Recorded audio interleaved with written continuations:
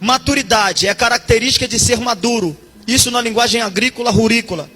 Na linguagem pedagoga ou pedagógica, maturidade é deixar de ser criança. É atingir a fase adulta. Isso é maturidade. Para mim começar a ministrar, você precisa entender uma verdade aqui, a respeito de igreja. Memorize essa frase. Nunca se esqueça do que eu vou falar para você agora. Igreja não é creche. Igreja é quartel-general. O que eu falei? Igreja... Olhe para alguém para ficar mais gostoso. Diga só, igreja não é creche. É um quartel-general. É a primeira verdade que você precisa aprender nesta noite para a gente começar a pregar. Tem gente que não entendeu que igreja não é creche, igreja é um quartel-general. E só vai desenvolver nesse quartel-general quem amadurecer. Olha o que o apóstolo Paulo está dizendo. Quando eu era menino, ele está falando da fase de criança. Isso é uma alegoria. Ele está explicando para Corinto que eles precisam amadurecer. Que eles precisam crescer. Que eles têm que mudar de nível, mudar de fase. Paulo está dizendo, olha, quando eu era criança, quando eu era menino, gente, eu falava como menino. Eu me comportava como menino. Eu pensava como menino, ou seja, eu era infantil. Como é que uma criança se comporta, irmãos? Como é que uma criança age? Você que tem filho, já teve, você que viu seu sobrinho, teu primo, como é que uma criança se comporta? Criança, se cair, chora. Criança, se tirar o brinquedo da mão dela, chora.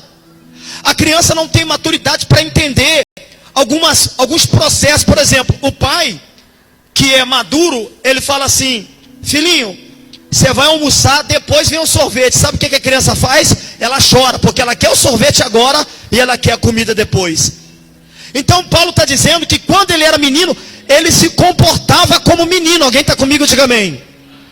Ele agia, as atitudes dele eram de criança. Cheia de mimimi, somebody love. Só que ele estava dizendo que essa fase de menino passou. E ele atingiu o quê? A maturidade. Ele atingiu o quê? E a maturidade, irmãos, é algo que você precisa. Fala assim, maturidade é algo que eu preciso